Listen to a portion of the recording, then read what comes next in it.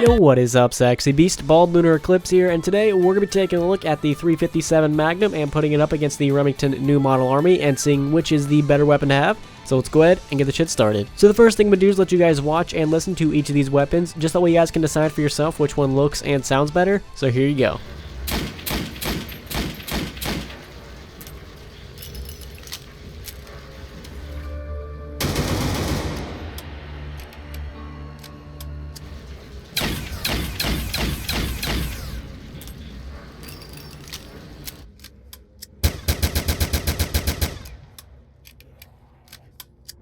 So when it comes to looks and sounds, I'm definitely going to prefer the Remington New Model Army. That gun is just absolutely sexy as all hell. Not trying to discount the 357 Magnum, that gun is really fun, and I remember using it all the time back in World War, mainly because back in World War high rounds weren't really a thing, and on early rounds it's a one shot, one kill. But still, the Remington New Model Army is absolutely fucking just a beautiful gun, I'm not gonna lie. It's definitely one of my all-time favorites, and it's so goddamn beautiful and just sounds amazing. I love it. And I'm actually gonna start doing something new in this series. I'm just gonna talk about the real-life versions of these weapons, and then how that kind of translated over into video games. Let's talk about the Remington New Model Army first. So the Remington Model 1858, or also called the Remington Beals Model Revolver, was actually a set of percussion revolvers, which basically means cap and ball, so you're not really gonna be reloading as fast as you would in video games. You basically kind of had to put the powder and the ball in every time you wanted to shoot. So you're not going to be rapidly reloading like you would in a video game. But still, the Remington Model 1858 was actually a huge innovation at the time, and it actually had 10 variations of it. And some of the more popular ones were the new model pocket revolvers, the new model police revolver, the new model navy revolver, and the one we play with in zombies, the new model army revolver, which is actually chambered in a 44 caliber. And this gun is one of the more iconic guns of the West. So even though this gun is very old, I would still love to have one in real life. I just feel like it would be such an amazing gun to own. It's literally like a huge piece of history. And speaking of history, the 357 Magnum was also a huge turning point in gun history. So the 357 Magnum, well, the cartridge was actually introduced in 1934, and basically what this evolved from was the 38 Special. The cops at the time were looking for something with a little bit more punch. They didn't have as much power as they wanted. Basically, they wanted something that could blow through any kind of cover and hit the target behind it, and thus the 357 Magnum was born. You can really boil the 357 Magnum's creation back to the gangsters of the time. And on screen right now, I'm showing you guys a size comparison of all these different bullets. The Remington New Model Army doesn't shoot 44 Magnum because that hadn't been invented yet, but I'm just putting that up there for size. You're not actually looking at the casing, you're actually just looking at the bullet. And basically, as you can see, the 357 Magnum is just a step above the 45 ACP. It's just a little bit bigger, and the 45 ACP, I'm pretty sure you guys should all know, is actually what the M1911 and actually what the Thompson shoots. So now with that little brief history, you guys sort of know about these guns, let's actually get on to the comparisons. The first thing we're going to be taking a look at is going to be the fire rate. I line up both these weapons side by side and I start shooting at the exact same time. It's not even fair. Not at all. The Remington New Model Army is like 4 to 5 times faster than the 357 Magnum. Both these weapons are semi-automatic, but they do have a fire rate limit. They can only shoot so fast. So no matter how fast you pull the trigger, it's only going to be able to shoot so fast. The 357 Magnum's fire rate is actually going to max out at 187 rounds per minute, and the Remington New Model's Army rate of fire is actually going to max out at 605 rounds per minute. So you can definitely see when it comes to fire rate, it's not even really fair, like at all. But maybe if we actually take a look at accuracy, maybe that's where the 357 Magnum can actually make a comeback, and it kind of actually does. When it comes to hip fire, I would definitely say that I was more accurate with the 357 Magnum, mainly just because you can't fire as fast, so the recoil isn't going to be as bad. So if like you're on early rounds and it's still a one hit, one kill, you're probably going to find that the 357 Magnum is going to be a little bit more reliable, but that's really only if like you're trying to rapid fire it or something, since both these weapons are kind of mainly just one-shot weapons, and what I mean by that is one shot, one kill. You're not supposed to be rapid firing them. When it comes to accuracy, I would kind of say that they're even, but if you had to rapid fire them, because of the 357's slow fire rate, it actually makes its accuracy a lot better than the Remington New Model Army, so really depending on how you use the weapon, one could be better than the other, so I'm kind of going to say it's a tie.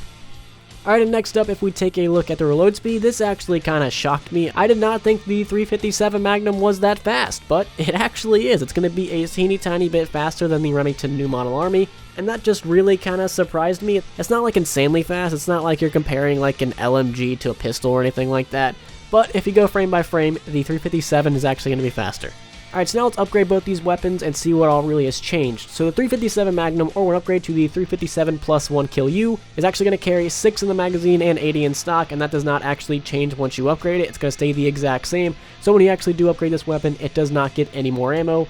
which really does suck. Really, the only thing that changes when you actually upgrade this weapon is you're going to deal a little bit more damage, and you have a better headshot, and you have a better chest multiplier, and you're going to deal higher damage at longer ranges. While when you compare that to the Remington New Model Army, or when upgraded to the Sassafras, is actually going to do the same amount of damage as the 357 Magnum, both unupgraded and upgraded. Really, the only difference in damage is actually going to be the headshot multipliers and double tap 2.0. But when you actually upgrade it, you go from 6 in its magazine and 84 in stock. I know it's not called a magazine, it's just a habit, to 12 in its magazine and 96 in stock. So you are going to carry a little bit more ammo with the Sassafras, and plus you have Vulture Aid, which is like one of the greatest perks ever made. So you will constantly have an opportunity to go back and get more and more ammo. So with all that said, let's go ahead and take a look at the fire rates again. I line up both these weapons side by side. I make sure the Sassafras has 6 shots to make it equal with the 357 Magnum, and I start shooting at the exact same time. It's not even fair. Again, the fire rates don't change whatsoever when you actually upgrade it, so the Remington New Model Army or the Sassafras is still going to be a lot faster. So that actually got me kind of curious to thinking, could the Sassafras actually unload all 12 shots before the 357 Magnum could unload all 6 of it? And it all kind of comes down to the player. It depends how fast you can actually pull that trigger, and this run I was actually able to get rid of all 12 shots before the 357 Magnum could get rid of all 6 of its. Sometimes I couldn't, and sometimes I could. This was actually one of the clips where I actually could. It really all comes down to how fast you can pull that trigger and if you can get it up to that maximum fire rate. And in case you guys don't know this, whenever you use a semi-automatic weapon and it has a set fire rate, if you try to use the weapon too fast or you try to exceed that weapon's fire rate, sometimes the gun's going to hesitate and it won't shoot for like another, I wouldn't say half a second, I would say half a second. So if you try to shoot the gun too fast, it will hesitate for a little bit and actually slow the gun down. So that is something to keep in mind when actually using the 357 Magnum. I know you guys want to shoot as fast as possible, but if you try to shoot it too fast, it's just not going to work. Alright, and when it comes to hipfire and accuracy, it's going to kind of be the same as the unupgraded versions. Really, nothing changes once you upgrade these weapons. Nothing really, like, at all. They're kind of like basically the same weapon, except for they get more ammo and deal a little bit more damage. Nothing else really changes. So when it comes to accuracy, it's going to be the same exact thing as the unupgraded versions. One's a little bit better at one thing, the other's a little bit better at the other. In the end, I'm going to say that they're about even. Alright, and last but not least, let's go and take a look at their load speed. If I start loading at the exact same time, the Sassafras is actually going to be a little bit quicker. The 357 Magnum didn't really change its reload speed, but the Sassafras does get a little bit faster, so it's going to be the winner. Now real quick, without looking at these weapons on high rounds, I'm probably still going to prefer the Remington New Model Army just because you have a faster fire rate, and also because you're going to carry a little bit more ammo. And you guys know me, I'm a sucker for fast fire rates. But let's actually take a look at both these weapons on high rounds. Let's start with the 357 Magnum first. So the 357 Magnum is a very, very interesting weapon. On early rounds, it's a beast. It's going to be a one-shot, one-kill for a very, very long time, and I would definitely recommend it. Like I said earlier in the video, back in World of War, I absolutely love this weapon. I thought it was a very, very fun weapon to use. Again, mainly because high rounds weren't really as popular as they are now, but still, I enjoyed using it. But as you get to higher and higher rounds, there's one thing that kind of pisses me off about the 357 Magnum. You're not always going to get the doggies in one shot. Sometimes you're going to have to use 2. Sometimes your aim's not always going to be on point, and you're not always going to be able to take them out in one shot. And that is very, very frustrating, especially with its slow fire rate. Those dogs in World at War are a hassle and are very, very glitchy and can really, really fuck you up. So the 357 Magnum is not the most ideal weapon to use against dogs. But against zombies, it's alright. It's not the world's greatest, and it's not the worst.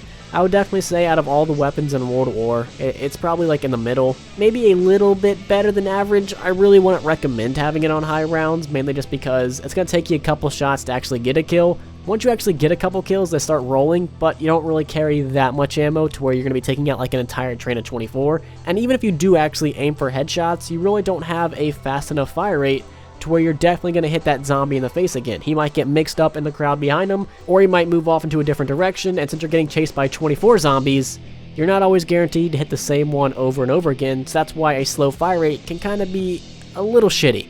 So on high rounds, the 357 Magnum's an alright weapon. It's definitely by no means the greatest in all of history, and it's by definitely no means like an SMR or something like that. I would say it's pretty average. You're going to get some kills, but not a lot. Now if we take a look at the Sassafras, this weapon is pretty fucking good. Again, it does have a couple advantages. One, it is a little bit stronger than the 357 Magnum, and 2, you do have double tap 2.0, so its strength is definitely going to be a lot more powerful than the 357 Magnum. You're going to be able to take out some zombies pretty quick because it's stronger, you have double tap, and it's got a faster fire rate. So you're going to be able to take out a lot of zombies, especially if you combine this with Vulture Aid. You can just constantly pick up more and more ammo off the ground, so you will be able to get a lot of kills. I love having this weapon in Buried. I find it to be very, very useful and very, very reliable. And honestly, it's one of my go-to weapons. I usually always have this in the safe just because I love it and it's very, very useful. And I would probably say it's kind of comparable to the ray gun. Not the ray gun Mark II, but I would probably say it's comparable to the ray gun in terms of effectiveness. It's not going to be as useful as the ray gun with like PhD, but I would definitely say it's up there. So overall, my verdict is definitely going to be the Remington New Model Army is going to be the superior weapon both on early rounds and high rounds.